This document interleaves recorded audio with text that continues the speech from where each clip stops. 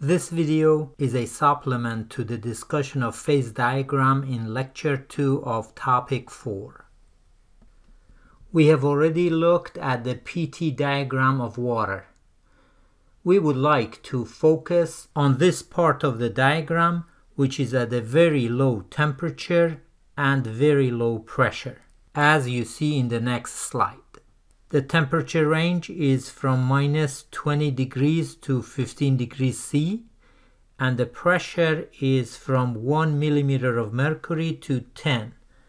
Note that atmospheric pressure is 760 millimeter of mercury, so the range of 1 to 10 millimeter of mercury is in fact very low pressure, which normally we don't call it pressure, rather we call it vacuum.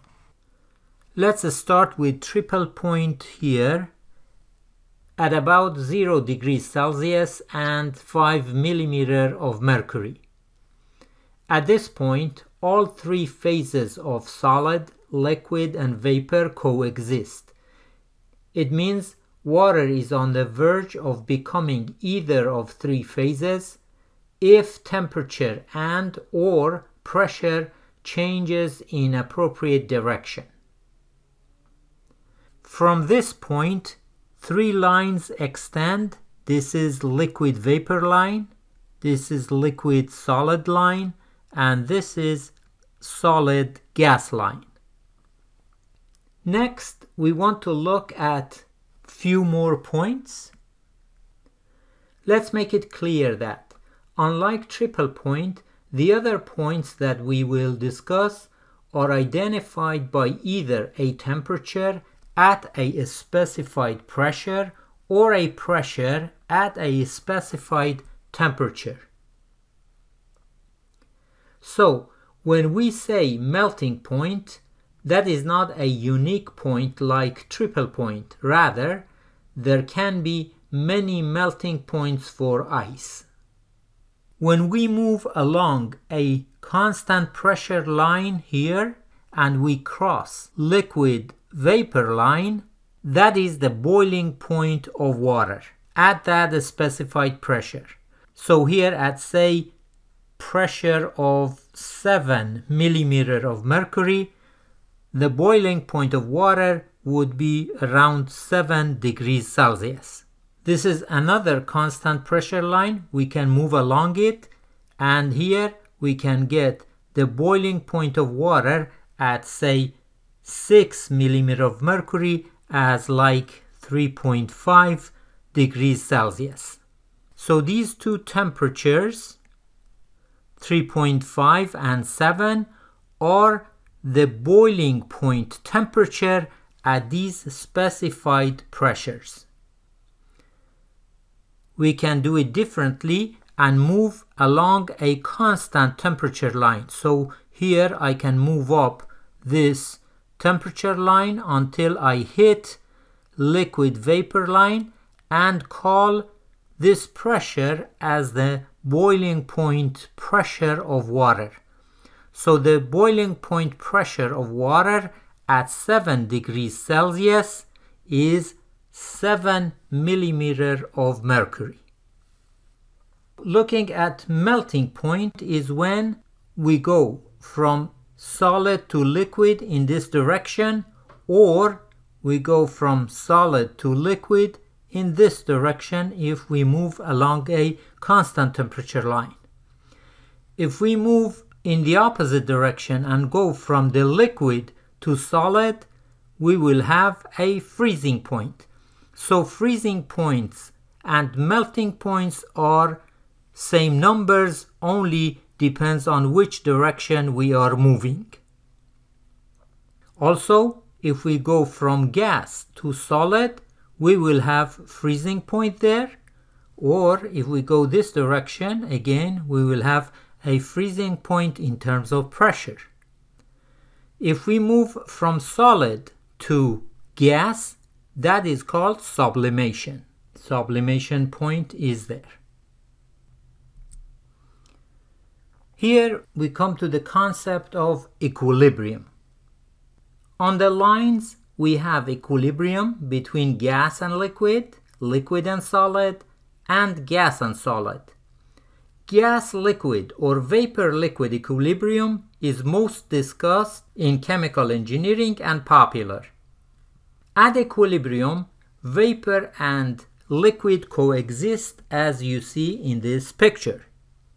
For example, at atmospheric pressure, when we boil water at 100 degrees Celsius, we have liquid and vapor both in the container. Between liquid and vapor, there is a tiny film called interface. A slight heat supply to the system makes the molecules go from liquid to vapor. Conversely, a slight heat removal from the system makes molecules go from vapor to liquid, which we call it condensation. The vapor that coexists with liquid is called saturated vapor or saturated gas. Similarly, liquid is called saturated liquid. So this is a saturated vapor which coexists with saturated liquid. The gas-liquid line that you see here is the location of saturated liquid and saturated vapor. At saturation condition, when you supply heat to liquid, say water, temperature does not increase, rather it stays constant. The effect of heat supply is pushing more molecules into vapor phase. This is a temperature, volume, or TV diagram for water, which is a single component. Note that if we have more than one component in the system, like a mixture, this constant temperature phenomena does not apply. Let's consider this TV diagram for water, and let's assume this diagram is at atmospheric pressure or 760 millimeter of mercury. At the starting point here we have liquid, say at a temperature of 90 degrees Celsius, so it is still liquid. If we heat the system, there will be a slight change in the volume, and also the temperature increases until 100 degrees Celsius, where water starts to boil. Once water is boiling, if we supply more heat to the system, it's not going to increase the temperature of the water, rather it's going to make molecules of liquid going to vapor and temperature stays constant, but as you see, volume increases, which indicates that we are having more vapor in the system. Until this point where all the water has vaporized and we have 100% vapor, if we supply more heat to the system, as you see, then temperature goes up, and of course we have some expansion in volume in that vapor system. This liquid that we have here before reaching the boiling point is called a subcooled liquid, and then once it reaches here 100 degrees Celsius, it becomes saturated, and then it's gonna boil with constant temperature until it comes to saturated vapor here, and after that then all vapor is gonna increase temperature. So this vapor here beyond that vaporization is called superheated vapor. So we have subcooled liquid here, and we have superheated vapor, and we have saturated liquid and vapor between them.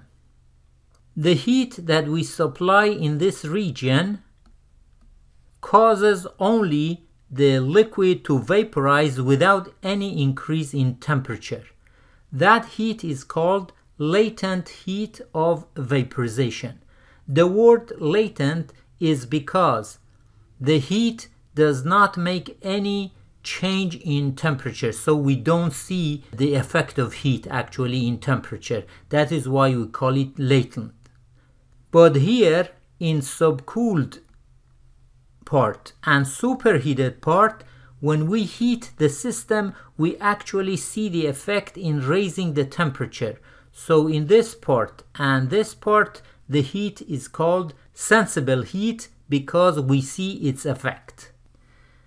Let's go back to the PT diagram of water once again and look at liquid vapor line that you see here, and also solid vapor line that you see there. This pressure here is called vapor pressure of this point.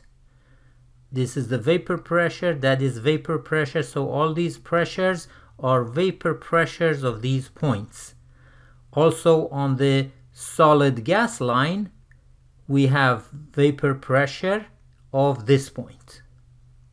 Vapor pressure is denoted by P star and is the pressure of the saturated vapor at a specified temperature. P star is a function of temperature. To estimate vapor pressure of a substance, we have three means here given in your book. One is Antoine Equation, one is Cox Chart, and for specifically water, we have vapor pressure table. In Appendix B, you have vapor pressure table in B3. Also, Cox Chart is given in your book. Antoine Equation is in B4 with examples there. This is Antoine Equation. As you see, vapor pressure is on the left side and temperature on the right side. So if you plug in temperature in this equation and have values for three constants A, B, and C, you can get the vapor pressure of that component. The values of A, B, and C are given in the table. For example, here for acetaldehyde, it gives the range of applicability of Antoine Equation and also the values. Cox Chart also, like Antoine Equation, is for many components. For example, here, this is propane. If I have the temperature and I can go to the propane line, I can read its vapor pressure at this temperature.